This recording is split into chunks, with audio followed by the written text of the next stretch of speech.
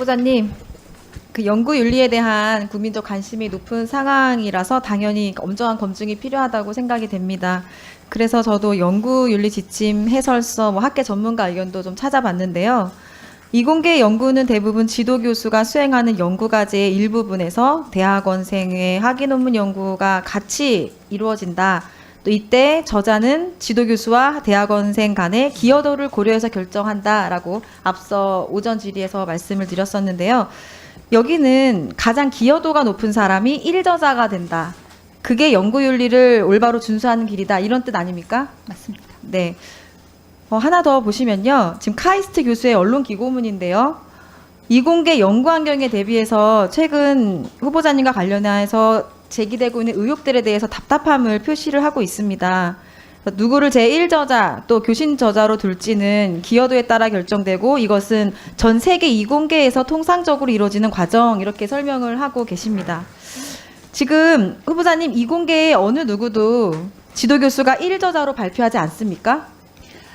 언제나 그런 거는 아니고요. 예. 되게 이제 본인이 가져온 그 연구 프로젝트의 책임자로서 보고를 해야 될 때는 주로 1저자가 되는 경향이 있고요. 네. 그게 또 앞서서도 오전에 말씀드렸습니다만 그 지도교수가 주도권을 가지고 연구 기획했다든지 모든 방법론을 설정했을 때 제자가 거기에 이제 참여해서 그 논문을 같이 썼을 때는 제자가 당연히 이저자가 되는 게 맞고 지도교수가 1저자가 되는 게 맞습니다. 그러나 이제 본인이 박사 논문이나 이런 것들을 진행하면서 점점 더 자기의 그 기여도를 높이면 그때부터는 교수도 그 제자한테 1저자를 주는 방식으로 그렇게 진행됩니다. 네. 그럼 지도교수가 1저자가 되는 건 말도 안 된다는 지적이 말도 안 된다는 말씀이시죠? 그렇습니다. 예. 네. 자, 후보자께서 지난 30년간 지도한 제자가 혹시 몇 명이나 되는지 기억하실까요? 예. 제가 이번에 퇴임을 합니다. 그래서 새 볼 수밖에 없었는데요. 석사가 81명, 박사가 이번에 졸업하는 학생 빼고 33명입니다. 예, 그럼 거의 100여 명이 훨씬 넘는데요. 그동안 제자가 쓴 논문 중에서 후보자가 제1저자가 아까 국힘의원님께서 모두 다 1저자로 했다, 본인을 그러셨는데 그렇게 하셨나요? 약 29% 정도가 1저자고요. 나머지는 공동저자나 교신저자입니다. 그러면 1저자는 후보자께서 1저자일 때는 이게 29%. 네, 29%가 내가 1저자이고 나머지 71%는 제자 교신저자나 공동저자. 예, 그러니까 예, 제자가 맞습니다. 1저자가 1저자다. 됐습니다. 그러면 모든 논문을 공동 저술한 모든 논문을 본인이 후보자님이 1저자로 했다. 이것은 잘못된 전혀 아닙니다. 이야기네요. 네. 네. 그래서 직접 지도하신 제자 경로 연구 성장 경로를 한번 세 사례를 살펴보았습니다. 화면 보시면요. 지금 사례 2, 3은 제자분이 첫 번째 처음부터 1저자예요.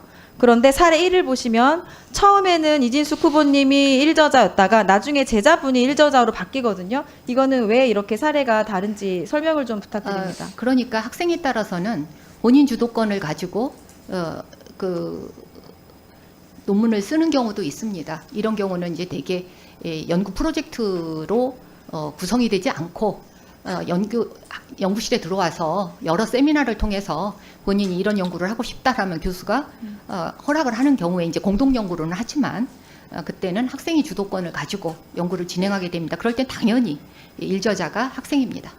그러면 초반보다 후반으로 그 그러니까 지도를 받으면서 제자분의 기여도가 더 커졌고 실력이 성장을 해서 이렇게 1저자로 그리고 박사학위까지 받았다는 설명이신 맞습니다. 것 같아요. 대부분 맞을까요? 그런 형태입니다. 예. 그러니까 저도 이렇게 사례를 찾아보기 전에는 제자와 지도교수 간에 서로 협의해서 기여도를 결정하는 게 당연한가 좀 의문이 들었었는데 어떤 상황인지 조금은 이해가 되는 면이 있습니다.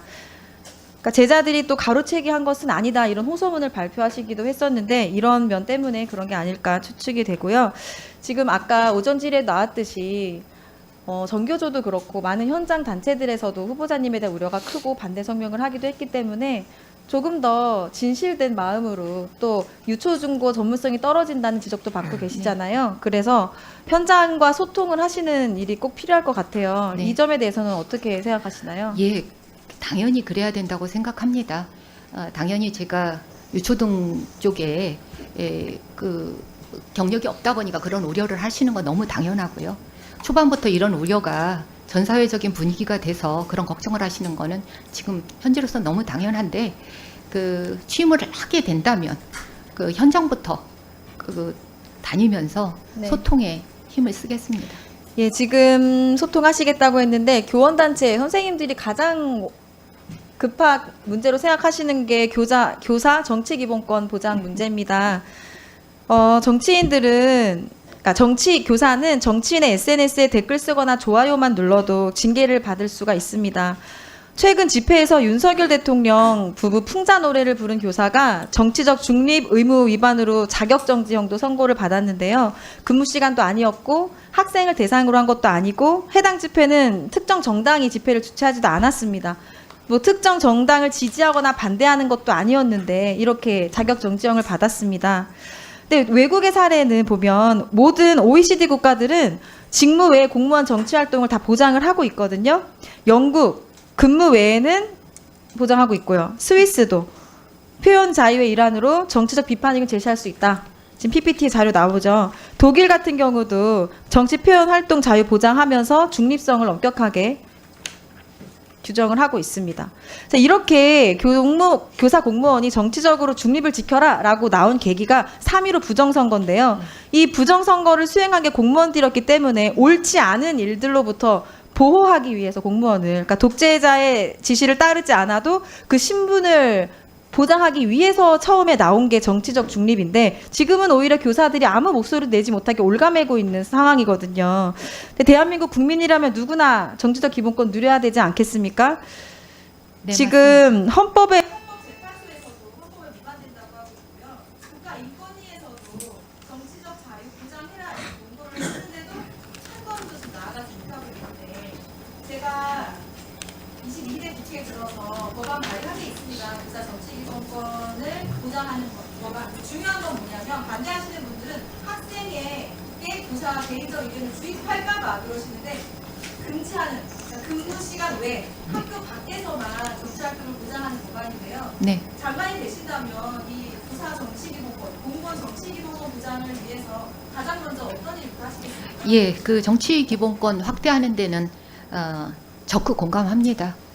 근데 그 이제 구체적이고 어떤 지금 뭐 존경하는 의원님께서 대략 그 학교 내에서 제자들을 상대로 그러는 것은 좀 제한해야 된다라는 말씀을 하셨는데 그와 같이 어떤 사회적 공감대 또 그 국민적 어떤 공감대 이런 것에 근거해서 정해야 될 것으로 생각합니다. 네,